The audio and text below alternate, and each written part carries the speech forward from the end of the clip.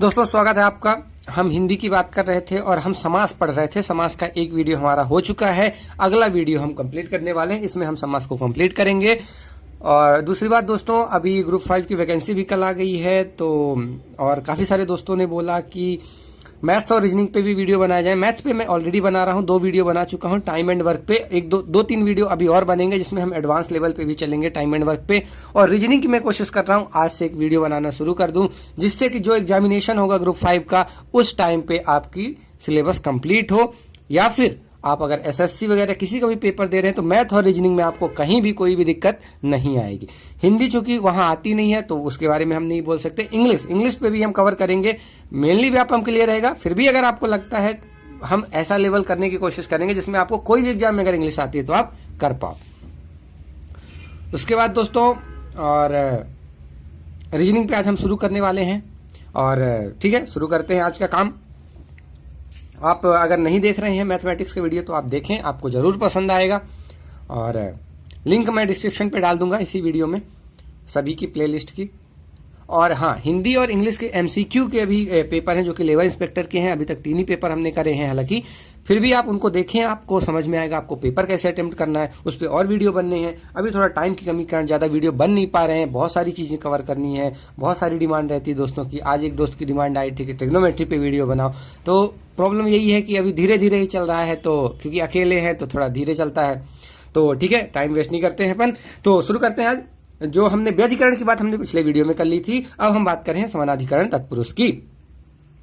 तो पिछली बार में हमने बात करी थी कि कर्ता नहीं आता वहां पे, और यहाँ पे कर्ता कारक आता है। ठीक है, बस मेनली अंतर यही है, कर्ता कारक उधर नहीं आता, कर्ता कारक इधर आता है। तो यहाँ पे 2-3 बहुत फेमस समास है, जैसे कि कर्मधारय समास हो गया, नए तत्पुरुष हो गया, द्विगु तत्पुरुष हो गया। ये 3 मेनली आते हैं। वैसे तो अभी तक अगर हम पढ़ते आए हैं तो कर्मधारय और द्विगु को हम अलग ही पढ़ते आए हैं, लेकिन ये तत्पुरुष के अंदर ही आते हैं, ये हमको याद रखना है। ठीक है, कर्मधारय समास में क्या होता है कि एक विशेषण होगा और दूसरा विशेष होगा, या फिर एक उपमेय होगा और दूसरा उपमान होगा, या फिर इन दोनों में से कोई भी 2 विशेषण, कोई 2 विशेष हो सकते हैं, या कोई 2 उपमेय, मतलब 2 उपमेय तो हो ही नहीं सकते, एक उपमेय ही होगा, एक उपमान होगा।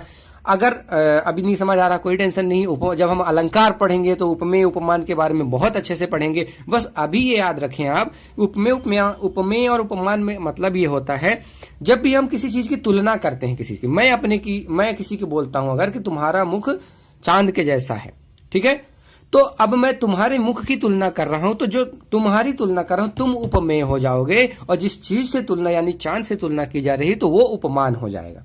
ठीक है, तो बस इतना सा अंतर होता है, इतना बस आपको जानना है। उसके बाद हम अलंकार में पढ़ेंगे, बहुत अच्छे से पढ़ेंगे, आपको मजा आएगा। ठीक है, तो यहां उपमेय उपमान की बात होती है, या फिर विशेषण और विशेष्य की बात होती है। तो देखें कितने तरह के हो सकते हैं ये। यदि पहला पद विशेषण और दूसरा विशेष्य, दोस्तों हमने विशेषण वाला जब वीडियो बनाया था वहां पे हमने बात करी थी विशेषण और विशेष्य के बारे में। तो विशेषण क्या होता है, जो संज्ञा सर्वनाम की विशेषता बतलाता है, और विशेष्य क्या होता है, वही संज्ञा या सर्वनाम, जैसे जिस संज्ञा या सर्वनाम की विशेषता विशेषण बतलाता है, उन्हीं संज्ञा या सर्वनाम को विशेष्य कहते हैं। कैसे, जैसे महान पुरुष, तो पुरुष यहाँ पे क्या है, संज्ञा, और इसकी विशेषता कौन बतला रहा, महान, तो ये हो जाता है विशेषण। ये जो संज्ञा है इसी को हम बोल देते हैं विशेष्य। तो ये हो गया विशेषण, और जिसकी ये विशेषता बतलाता है उसको हम बोलते हैं विशेष। ठीक है, तो महान पुरुष में पुरुष की विशेषता बतला रहा है महान, और इसका जो समास होता है यानी कि समस्त पद बनता है वो है महापुरुष। तो यहाँ पे आपको महापुरुष दिया जाएगा और आपसे पूछा जाएगा इसमें कौन सा समास होगा, तो महापुरुष का आपको समास विग्रह करना पड़ेगा। महान पुरुष, वहां से आपको समझ में आएगा पुरुष की महानता की बात कर जा रही है, मतलब पुरुष की विशेषण लगा हुआ है वहां पे महान का, इसलिए यहाँ पे कौन सा होगा समास, कर्मधारय समास। तो जब भी आपको एक विशेषण और दूसरा विशेष दिखे, आपको तुरंत कर्मधारय लगाना है, ज्यादा नहीं सोचना है। जैसे पक्वान्न में पक्व अन्न यानी पका हुआ अन्न, यहां भी अन्न को पका हुआ बताया गया यानी कि विशेषता बताई गई। नहीं क्लियर हो रहा अगर आपको, तो प्लीज आप हमारा विशेषण वाला वीडियो देखें, वहां हमने विशेषण के बारे में बहुत डिटेल में बात करी है, तो आपको अच्छे से समझ पाएंगे आप कि विशेषण क्या होते हैं, क्रिया विशेषण क्या होते हैं, प्रविशेषण क्या होते हैं। ठीक है, आगे चलते हैं। जब दोनों ही पद विशेषण हो, तो वहां पे कौन सा होता है, कर्मधारय समास। तो कभी कभी ऐसा लगेगा जैसे ये भला बुरा है, तो यहाँ पे आपको बीच में डैश मिलेगा, तो आपको द्वंद्व लगेगा कि अरे यार ये तो द्वंद्व समास हो सकता है, लेकिन ये द्वंद्व नहीं होता है दोस्तों। अगर दोनों साइड विशेषण ही है वहां कर्मधारय होता है। जैसे भला और बुरा, इधर भला भी एक विशेषण है और बुरा भी एक विशेषण है, तो जब भी ऐसे ये डैश से जुड़ते हैं यानी कि योजक चिन्ह से जुड़ते हैं तो भला और बुरा, तो यहाँ पे कौन सा होता है, विशेषण। जब दोनों होते हैं तो कर्मधारय समास होता है। साथ में श्वेत रक्त, श्वेत और रक्त ये दोनों ही विशेषण हैं, तो यहाँ पे क्या होगा, कर्मधारय। जैसे कृष्ण लोहित, कृष्ण भी यानी कृष्ण यानी काला, लोहित यानी लोहित जैसा कलर का, तो दोनों ही विशेषण हैं। तो ऐसी कोई कंडीशन आए तो आप कभी उसमें द्वंद्व समास ना लगाएं प्लीज, इसके मैं रिक्वेस्ट करूंगा, आप बड़े ध्यान से समझें। ये हैं दोनों विशेषण, इसलिए यहां होगा कर्मधारय। इसके बाद इन थोड़ी छोटी बारीकियों को आप पकड़ें। यही जैसे कि आप भला बुरा में अगर आपने लगा दिया द्वंद्व समास तो 1 नंबर आप मिस कर गए, और वो 1 नंबर कितने कॉस्टली हो सकते हैं उन्हीं से पूछे जो पिछले पेपर दे चुके हैं। ठीक है, इसलिए आपको हर छोटी छोटी माइनर चीजों को पकड़ना है। हम कोशिश करते हैं हम हर वो छोटी चीज पकड़े जो एग्जाम में आ सकता है, क्योंकि हमने खुद पेपर दिया हुआ तो हमें एक्सपीरियंस है क्या क्या आ सकता है। मैंने व्यापम में जितने भी हिंदी के पेपर मैंने अपने प्रिपरेशन टाइम पे लगाए हुए हैं, इसलिए मुझे पता है कब क्या आते हैं, क्या चीजें नहीं पूछी जाती, क्या फालतू की चीजें हैं, तो उन चीजों पे मुझे पता है। इसलिए मैं वही चीज पढ़ाता हूं जो आ सकते हैं और जिनके आने के चांसेस बहुत ज्यादा हैं, और कुछ भी ऐसा नहीं छोड़ता हूं जो कि आ सकते हैं। ठीक है, अगर आप वीडियो देखते रहेंगे तो आप थोड़ी दिन बाद खुद ही समझ जाएंगे। जैसे ही आप पेपर देंगे और कभी हिंदी मिलेगी तो आप समझ जाओगे कि ये वीडियो कितने इंपॉर्टेंट है। ठीक है, अगर कभी ऐसा हुआ कि पहला पद विशेष से हो और दूसरा विशेषण हो, जैसे श्याम सुंदर, तो श्याम की बात कर रहा है, सुंदरता की बात कर रहा है, तो श्याम जो है सुंदर है, तो श्याम की विशेषता बदला दी गई, यानी ये विशेषण है और ये विशेष से हो गया। तो ऐसी कंडीशन में कौन सा समास होगा दोस्तों, कर्मधारय समास।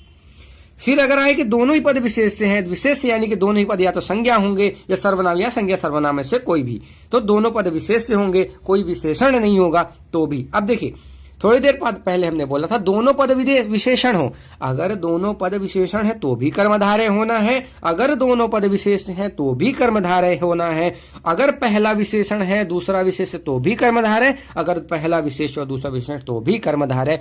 कुल मिला के विशेषण और विशेष से दिखे आपको वहां कर्मधारय होना है बस। ठीक है, 4 कॉम्बिनेशन ही बनते हैं 2 चीजों से। तो दोनों विशेष से हो, एक आम हो गया और एक वृक्ष यानी आम्र वृक्ष, ये भी एक विशेषण है, ये भी एक विशेष से है, ये भी, यानी दोनों ही संज्ञा है। हालांकि जब दोनों ही विशेष से हैं तो फिर यहाँ पे कौन सा होगा, कर्मधारय समास। उसके अलावा एक चीज और आपको याद रखना है, जब क्वेश्चन आप करेंगे तो कभी भी ऑप्शन सेलेक्ट नहीं करना है। ये मैं हर वीडियो में बोलता हूं, आपको ऑप्शन एलिमिनेट करने हैं। बाकी 3 ऑप्शन, जैसे यहाँ पे एक कर्मधारय दिया होगा, एक तत्पुरुष दिया होगा, उसके बाद एक दिया होगा मान लीजिए बहुब्रीहि और एक दिया होगा द्वंद्व। तो जैसे ही आम्र वृक्ष आपने देखा तो ये तो आप समझ ही जाओगे कि यहाँ पे द्वंद्व नहीं हो सकता, बहुब्रीहि नहीं हो सकता। अब बची बात कर्मधारय की और तत्पुरुष की। अब देखिए क्या यहाँ पे कोई आप देखेंगे क्या प्रधानता है किसी की, तो आपको बिल्कुल प्रधानता मिल सकती है। आप नहीं समझ पा रहे हो, फिर आप दूसरी चीज देखोगे क्या यहाँ कोई विशेषण या विशेष वाली बात है, हाँ यहाँ दोनों विशेष की बात है, तो भाई ये कर्मधारय होगा। ऐसे करके आपको अटेम्प्ट करना है।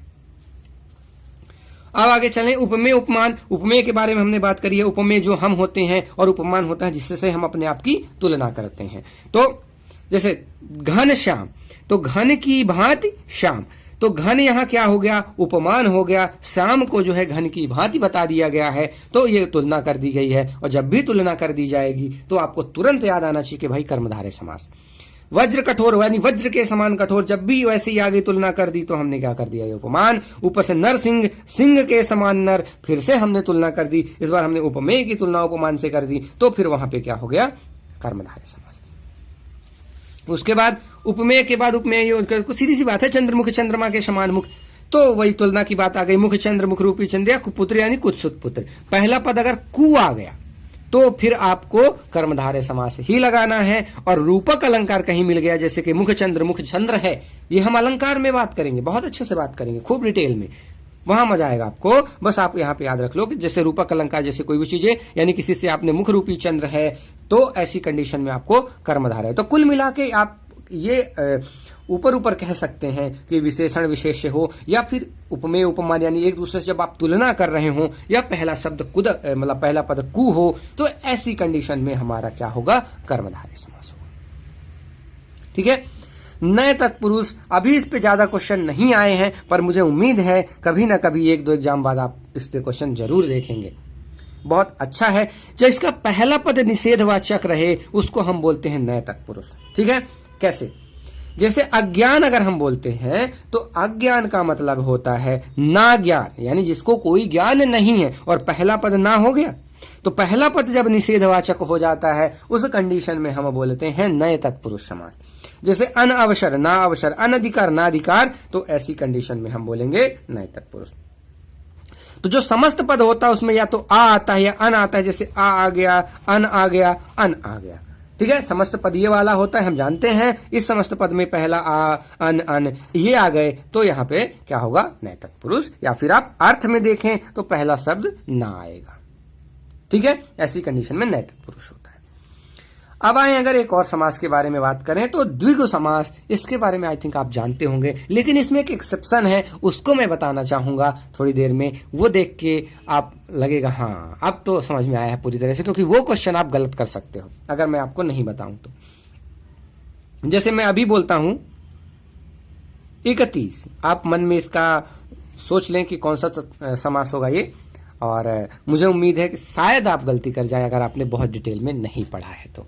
ठीक है, तो आगे चलते हैं, द्विगु समास को पढ़ते हैं। इसमें पहला पद संख्यावाची और दूसरा पद संज्ञा होता है। ठीक है, संख्या से ही हम क्लियर कर लेते हैं कि ये क्या होगा। तो देखिए दोस्तों, 2 तरह के होते हैं ये भी, या तो समाहार द्विगु होगा या तो उत्तर पद प्रधान द्विगु होगा। अब इसका मतलब क्या है? समाहार का मतलब है जब हम समुदाय, इकट्ठा होना या समेटना, मतलब एक चीज को इकट्ठा कर लो, समेट लो, किसी के समुदाय की बात करते हैं, वहां पे होता है समाहार द्विगु। तो यहाँ पे आपको क्वेश्चन आ सकता है, जैसे पंचवटी। तो पंचवटी में आपसे पूछा गया तो आपको तुरंत देख के खुशी हो जाएगी कि यार ये तो द्विगु है, लेकिन जब ऑप्शन देखा आप तो परेशान हो गए। वहां ऑप्शन में आपको समाहार द्विगु मिल रहा है, उत्तर पद प्रधान द्विगु मिल रहा है, या कुछ 2 और ऑप्शन मिल जा रहे हैं, एक नन ऑफ दीज मिल जा रहा है। अब आप परेशान हो गए, यार ये चीजें तो हमने कभी पढ़ी ही नहीं। इसलिए दोस्तों हम हर चीज कवर कर रहे हैं। तो समाहार द्विगु में क्या होता है? जब आप समुदाय इकट्ठा होने या समेटने की बात करते हैं, जैसे पंचवटी यानी कि 5 वटों का समूह या कि समाहार, जब एक समूह की बात करेंगे तो वहां पे होगा क्या? समाहार द्विगु। चौराहा, 4 राहों का समूह या 4 राहों का समाहार या 4 राहों का समुदाय, जो भी आप बोलें, तो जब इकट्ठा की बात कर रहे हैं उन कंडीशन में हमारा समाहार द्विगु होगा। लेकिन अगर दूसरा पद प्रधान है और पहला पद संख्यावाची है और जिसमें समाहार नहीं है, वो हमारा होगा उत्तर पद प्रधान द्विगु, यानी इसका दूसरा पद प्रधान होता है और दूसरी बात इसमें जो है समाहार नहीं होता है। दोस्तों एक चीज और आपको बता दें, जब हम प्रधानता की बात कर रहे थे, पूर्व पद प्रधान में अव्ययी भाव था, उसके बाद उत्तर पद प्रधान में तत्पुरुष, कर्मधारय और द्विगु तीनों थे, दोनों पद प्रधान में द्वंद्व था और किसी प्रधान में नहीं, तो अब बहुब्रीहि था। तो यहाँ पे अभी भी हम अभी देख चुके हैं हम, द्विगु होता है जिसका दूसरा पद प्रधान होता है। ठीक है, पहला पद संख्यावाची, दूसरा पद प्रधान और समाहार नहीं। जैसे पंच प्रमाण तो 5 प्रमाण बोलेंगे, त्रिदेव तो 3 देव बोलेंगे, वहां पे समूह की बात नहीं कर रहे हैं। जब हम समूह की बात नहीं करेंगे तो वहां पे उत्तर पद प्रधान द्विगु कहलाएगा। ठीक है, अब आगे चलते हैं दोस्तों। हाँ, ये मजे की चीज है, ये आपको याद रखना है। जैसे मैंने 31 पूछा था तो उसको अगर आप सही कर गए मतलब आपको बहुत अच्छा नॉलेज है। यदि दोनों पद संख्यावाची, मान लीजिए दोनों पद संख्यावाची हैं और तब यहाँ पे क्या होता है? कर्मधारय। अभी हम द्विगु की बात कर रहे हैं कि पहला पद अगर संख्यावाची मिल गया तो हम द्विगु लगा देते हैं, लेकिन यहाँ पे गलती हो सकती है। अगर दोनों ही पद संख्यावाची हैं उस कंडीशन में कर्मधारय होगा। जैसे 36 तो 6 और 30 दोनों ही संख्या है, 31 1 और 30, 34 4 और 30 या 24। तो कोई भी नंबर की अगर हम बात करें 20 30 40 नहीं 31 32 33 34, तो इसमें जो दोनों पद हैं दोनों ही संख्या हैं, और जब दोनों संख्या होते हैं दोस्तों वहां कर्मधारय समास होता है। ये आपको याद रखना है। इस पे क्वेश्चन में एक्सपेक्ट करता हूं कि अगले एग्जाम में जरूर आ सकता है। अगर मैं एग्जाम का पेपर बनाता तो मैं जरूर देता, क्योंकि एक्सेप्शन वाली चीजें आपको पता होनी चाहिए। जब आप एक्सेप्शन पता होता है तभी आपका नॉलेज टेस्ट होता है, अदरवाइज तो आपको ऐसे ही बन जाते हैं क्वेश्चन। एक्सेप्शन अगर आपको बन रहा मतलब आपने अच्छे से पढ़ाई करी है। तो दोस्तों अब जो 4-5 हम पढ़ने वाले हैं ये संस्कृत वाले समास हैं। इनके बारे में हमको थोड़ा सा जानना है। अगर नहीं भी आपका मन है तो आप स्किप कर लीजिए, क्योंकि बहुत कम उम्मीद है कि इनसे क्वेश्चन आएंगे। पर अगर आप नॉलेज लेना चाहते हैं तो आप जरूर देखें, क्या पता एग्जाम में आ ही जाए। अभी तक तो नहीं देखा गया। तो ये जो चौथा टाइप होता है मध्य पद लोपी समास, इसमें बीच के पदों का लोप हो जाता है। कैसे?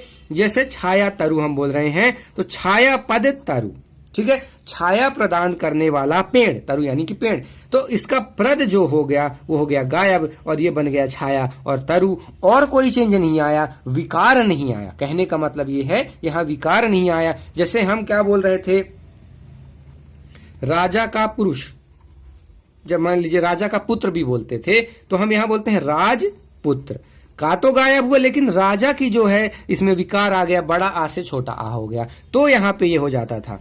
ठीक है, तत्पुरुष समास का। अभी अगर यहां देखें तो यहां पे ये बीच वाला पद गायब हो जा रहा है, ना इसमें कोई चेंज आ रहा, ना इसमें कोई चेंज आ रहा है। इस कंडीशन में मध्य पदलोपी समास होता है। जैसे गोबर से निर्मित गणेश, तो ये से निर्मित गायब हो गया, बचे इधर गोबर और इधर बचे गणेश। ठीक है, ये गोबर गणेश बहुत बोला जाता है गांवों में, अगर आपने सुना हो कभी। तो आगे चलते हैं, प्रादि तत्पुरुष, ये थोड़ा अच्छा है।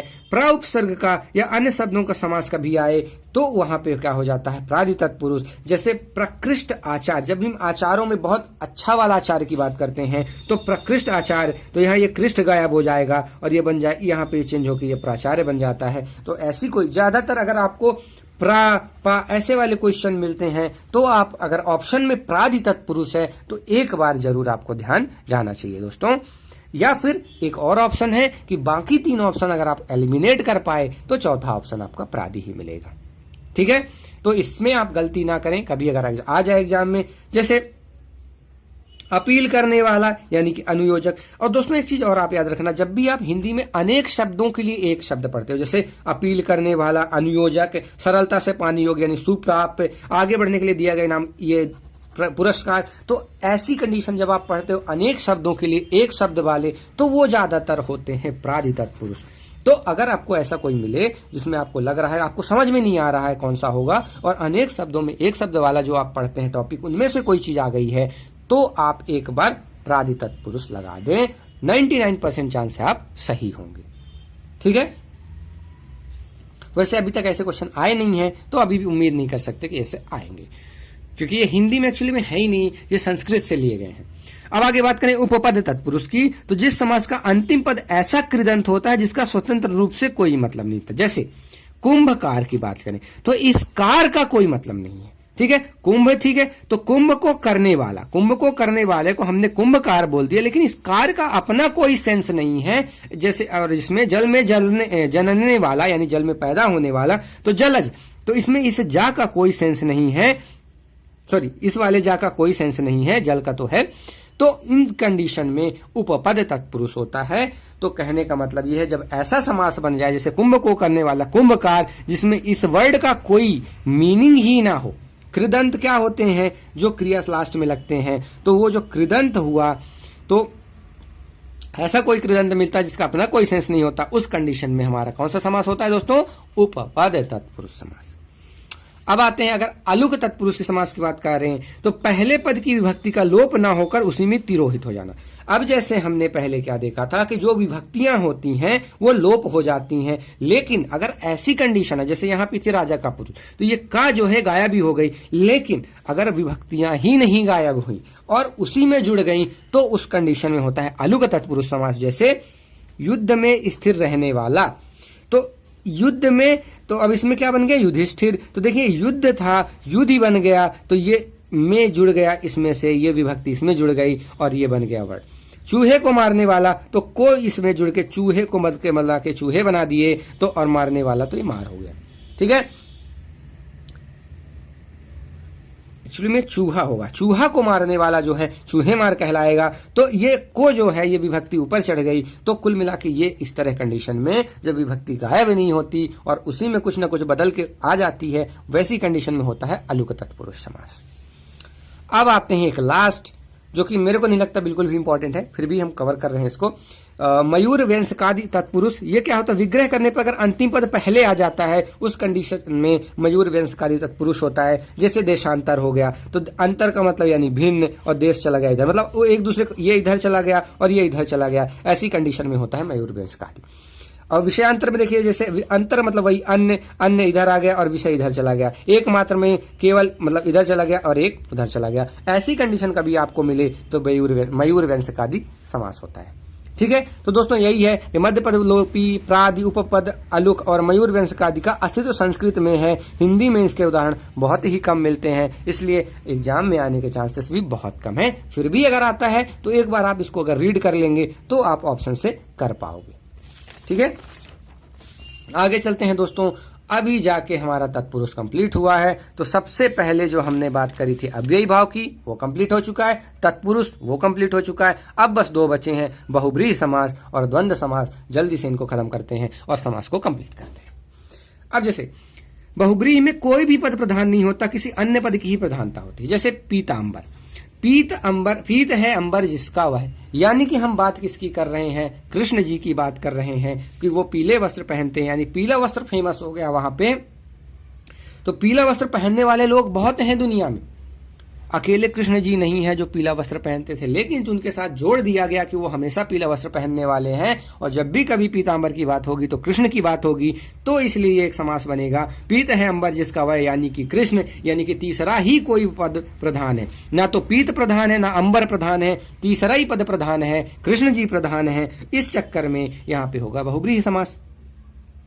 चंद्र शेखर, तो यानी चंद्र है शेखर पर जिसके, अर्थात ना तो यहाँ चंद्र प्रधान है ना तो यहाँ शेखर प्रधान है। प्रधान कौन है, शंकर जी, शंकर जी होते हैं चंद्रशेखर, शंकर जी को कहते हैं, इसलिए यहाँ पे होगा बहुब्रीहि। दोस्तों बहुब्रीहि के 4 टाइप होते हैं, उनके बारे में जानना जरूरी नहीं है, कोई मतलब नहीं, व्यधिकरण संबंधाधिकरण वाले हैं, कोई मतलब के नहीं है। आपको बस नंबर याद रखना है कि 4 टाइप के होते हैं बस। उसके बाद बहुब्रीहि आप बहुत आसानी से पहचान पाते हो, मुझे ये उम्मीद है। अब आते हैं दोस्तों लास्ट में द्वंद्व समास पे। 3 तरह के द्वंद्व होते हैं। द्वंद्व आप वैसे भी पहचान जाते हो, बस वही गलती मत कर देना जो मैंने बताया था, जब दोनों ही पद विशेषण हो तब वहां पे क्या हो जाता है, कर्मधारय समास। थोड़ी देर पहले हमने बात करी थी। ठीक है, अब आगे बात करें कि द्वंद्व समास को भी, जैसे दोनों पद समानतः प्रधान होते हैं, इसमें दोनों पद प्रधान होंगे, और समुच्चय बोधक जो वर्ड होता है, जैसे और हो गया, या हो गया, वाह हो गया, इनका लोप हो जाता है। अब ये 3 तरह के होते हैं। एक होता है इतरेतर द्वंद्व, एक होता है वैकल्पिक द्वंद्व, एक होता है समाहार द्वंद्व। इतरेतर का मतलब है कि जो समुच्चय बोधक अव्यय है और ये गायब हो जाता है। अगर और गायब होके समस्त पद बना हुआ है, उस कंडीशन में हमारा कौन सा समास होगा, इतरेतर द्वंद्व समास। कैसे, सीताराम, तो सीताराम कैसे बना होगा, सीता और राम, उसमें से और गायब हो गया तो बन गए सीताराम। तो इस कंडीशन में चूंकि और गायब हुआ है इसलिए इतरेतर द्वंद्व। ऐसे ही गाय बैल, तो गाय और बैल, दाल भात, दाल और भात, या नाक कान, नाक और कान, तो और गायब हुआ तो इतरेतर द्वंद्व। दूसरी बात, वैकल्पिक द्वंद्व कब होता है, जब वा या अथवा चीजें, यानी कि एंड और वाले क्वेश्चन, मतलब चीजें जब गायब होती हैं तब वहां पे होता है वैकल्पिक द्वंद्व। विकल्प होता है हमारे पास या तो ये या तो ये। जैसे धर्म या अधर्म को हम बोल देते हैं धर्माधर्म, तो ये हमारा या गायब हो गया। सत्य या असत्य को हम बोलते हैं सत्यासत्य, तो या गायब हो गया। छोटा या बड़ा में छोटा बड़ा, तो या गायब हो गया। क्योंकि जब या वा या अथवा गायब होते हैं वहां पे कौन सा होता है, वैकल्पिक द्वंद्व, तो यहां पे होगा वैकल्पिक द्वंद्व। ठीक है, अब देखिए समास में प्रयुक्त पदों के अर्थ के अतिरिक्त उसी प्रकार के अन्य अर्थ दे तो वो होता है समाहार। कहने का मतलब है जब भी हम बोलते हैं दाल रोटी वगैरह, तो उसको हम लिखते हैं दाल रोटी। तो ये जो वगैरह वगैरह आता है, जैसे कपड़ा लत्ता वगैरह, ये हमारे जनरल में बोले ही जाते हैं कि दाल रोटी खाने को दे दो। तो दाल रोटी खाने का मतलब क्या होता है, आपको केवल दाल रोटी खाने में नहीं दी जाती, आपको चावल और अदर चीजें भी दी जाती हैं, पर वो एक समास बना हुआ है कि दाल रोटी ही बोलना है। तो उस तरह की चीजों में, यानी कि दाल रोटी का मतलब वहां पे क्या है, दाल रोटी वगैरह और जो भी हो, या कपड़ा लत्ता लेना है तो कपड़ा लत्ता वगैरह जो भी चीजें हैं, तो ऐसी कंडीशन में होता है समाहार द्वंद्व। ठीक है, इस पे भी एक नोट है दोस्तों, वो आपको बहुत अच्छे से याद रखना है, वही वाला जो हमने पहली बात करी थी, जब दोनों पद विशेषण हो तो द्वंद्व ना हो कि कर्मधारय होता है, जैसे भूखा प्यासा। ये भी विशेषण, ये भी विशेषण, लग तो ये रहा है डैश से कि हमारा होगा द्वंद्व समास, लेकिन ये कौन सा हो गया, हमारा कर्मधारय समास। ठीक है, द्विगु पे भी हमने देखा था कि जब दोनों ही साइड नंबर हो जाते हैं तो भी वहां पे एक समास बदल जाता है, और वो कौन सा हो जाता है, हमारा कर्मधारय समास। तो आई थिंक वो चीज भी आपको बिल्कुल याद होगी, आपको गलती नहीं करनी है ऐसी चीजों पे, ठीक है। इसमें भी हमने थोड़ी देर पहले ही बताया था ये वाला कि जब दोनों पद संख्यावाची हो तो वहां पे कर्मधारय यानी कि वहां पे द्विगु नहीं होता है। तो एक एक्सेप्शन यहाँ पे है और एक एक्सेप्शन यहाँ पे है। कुल मिला के एक्सेप्शन क्या है, बनता हमारा है क्या, कर्मधारय, ठीक है। तो ये चीज आपको याद रखना है कि दोनों कंडीशन पे कैसे कर्मधारय बन जाता है। अब अगर हम बात करें, एक थोड़ा सा नोट और देख लेते हैं, बहुत आसान सी चीज है कि जो हमारा अव्ययी भाव है उसमें केवल 2 ही पद होते हैं। तत्पुरुष की बात करें या बहुब्रीहि की बात करें तो 2 से ज्यादा पद हो सकते हैं, लेकिन अगर आप द्वंद्व की बात करें तो वहां बहुत ज्यादा पद हो सकते हैं। तो इसमें जैसे मान लीजिए आपको दिया गया, आज मेहमानों को भात दाल तरकारी तिलौड़ी पापड़ घी सलाद दही आदि खिलाए गए, तो ऐसी कंडीशन में आप ये मत सोचना कि ये गलत लिखे हुए हैं, ये पूरे के पूरे मिला के ही एक द्वंद्व समास है। इसका मतलब है भात और दाल और इनके बीच में सभी में और लगा हुआ है, और लगा होता है तो हम अभी थोड़ी देर पढ़ चुके हैं, इतरेतर द्वंद्व समास होता है। तो यहाँ पे कौन सा होगा, इतरेतर द्वंद्व समास, ठीक है। बस याद ये रखना है कि द्वंद्व समास में कभी पूछ लिए कितने पद हो सकते हैं, तो कितने भी पद हो सकते हैं, कोई फिक्स नहीं है। 2 तो कम से कम होते ही हैं, 2 से ज्यादा हो सकते हैं कितने भी, लेकिन अव्ययी भाव में 2 ही होंगे, तत्पुरुष में 2 से थोड़े ज्यादा 2 3 4 ऐसे हो सकते हैं, ठीक है। अब आगे देखें तो अब हम अगर बात करें कि प्रयोग की दृष्टि से समास कितने तरह के होते हैं दोस्तों, तो ये बस 3 ही तरह के होते हैं। व्यापम में एक नई चीज आकर आप देखें तो डायरेक्टली पूछ लिया जाएगा आपसे प्रयोग की दृष्टि से कितने समास होते हैं, तो 2 4 6 8 ऐसे ऑप्शन दे देंगे, और अगर आपको याद नहीं है दोस्तों तो आप नहीं कर पाओगे, आप तुक्का भी नहीं लगा पाओगे। इसलिए मैंने जब भी क्वेश्चन कराए हैं जितने भी टाइप हैं उसके ब्रैकेट में मैंने लिख दिया है, इसको आप कहीं और लिख लें या कैसे भी करके कर लें, इनको आपको याद रखना है, नंबर याद रखना आपको, क्योंकि नंबर ही पूछा जाएगा। और कभी कभी क्या होता है, हमको टाइप तो याद रहते हैं पर नंबर याद नहीं रहते और इस चक्कर में गड़बड़ कर देते हैं, ठीक है। तो आपको याद रखना है कि अब प्रयोग के हिसाब से अगर देखें तो एक होता है संज्ञा समास, एक होता है विशेषण समास और एक होता है अव्यय समास। इनके और भी नाम हैं। संज्ञा समास को हम संयोग मूलक कहते हैं, विशेषण समास को हम आश्रय मूलक कहते हैं और अव्यय समास को हम वर्ण मूलक कहते हैं, ठीक है। और ये इनकी संज्ञा समास जो कि संयोग मूलक है, इसके अंदर द्वंद्व और तत्पुरुष दोनों आते हैं, ठीक है। अब अगर हम बात करें तो आश्रय मूलक यानी कि विशेषण समास के अंदर कर्मधारय आता है और वर्ण मूलक के अंदर बहुब्रीहि और अव्ययी भाव आते हैं। इससे हमको मतलब नहीं है, हमको बस यही मतलब है कि प्रयोग की दृष्टि से 3 होते हैं, संयोग मूलक, आश्रय मूलक, वर्ण मूलक, या फिर संज्ञा समास, विशेषण समास या अव्यय समास। तो दोस्तों इस तरह से हमारा समास कंप्लीट होता है और 2 पार्ट में बना है। अच्छा रहा, ज्यादा बड़ा नहीं बना वीडियो, 2 पार्ट आप बड़े आराम से कवर कर पाओगे। और दूसरी बात, आपको यहाँ पे जैसे मैंने संधि में भी बोला था, आप इसको रिवाइज करें, 2 3 4 बार रिवीजन बहुत जरूरी है। क्यों? मैं वीडियो रिवाइज करने के नहीं बोल रहा हूँ, ये जो नोट्स है या तो आप इसको खुद से बना लें, अपने से खुद से लिख लें वीडियो बनाते टाइम पे, तो और रिवाइज करें तो होगा ये फायदा कि जब आप, या फिर आप इनको चिपका लें अपने आसपास, पर चिपका नहीं पाएंगे क्योंकि बहुत सारे पेज होने वाले, तो आप मत चिपकाएं, आप इसको बना के रख लें और सुबह जब भी उठें कभी तो 1 पेज उठा के आपने उसको एक बार पढ़ लिया। तो ऐसा दोस्तों कभी भी आपको टाइम मिला 2 मिनट का भी तो आपने 1 पेज उठा के उसको रीड कर लिया, तो फायदा ये होगा कि दिमाग में आपको चीजें बैठने लगेंगी। और पहली बार जब आप पढ़ते हैं तो थोड़ा डिफिकल्ट लगता है, लेकिन 3 4 बार जब आप उसको रिवाइज कर लेते हो तो वो चीजें बैठ जाती हैं, फिर आप गलत नहीं करोगे। फिर मुझे उम्मीद है कि आप 25 में से 23-24 नंबर जरूर लाओगे, जो कि हमारा टारगेट है। तो मिलते हैं दोस्तों अगले वीडियो में। आप कमेंट करके हमको बताएं कैसा लगता है। और अगला वीडियो आई थिंक हमारा होगा उपसर्ग और प्रत्यय पे, जो कि हिंदी पे आएगा। इसके अलावा अगर हम अगले की बात करें तो आज ही मैं बनाने वाला हूं रीजनिंग पे, तो उम्मीद है शायद वो भी आपको पसंद आएगा। हम कोशिश करेंगे उसको भी बेस्ट क्वालिटी के वीडियो हम बनाएं, मैथमेटिक्स भी बनाएं, जिससे आपको व्यापम की कंप्लीट तैयारी हो पाए। और व्यू अभी नहीं बढ़ रहे हैं, ठीक है, धीरे धीरे बढ़ेंगे, उम्मीद करते हैं। अगर आप दोस्तों के साथ शेयर करें जिससे लोगों को भी पता चले, जिससे व्यू भी बढ़े, तो हमें भी अच्छा लगेगा। मिलते हैं अगले वीडियो में, धन्यवाद।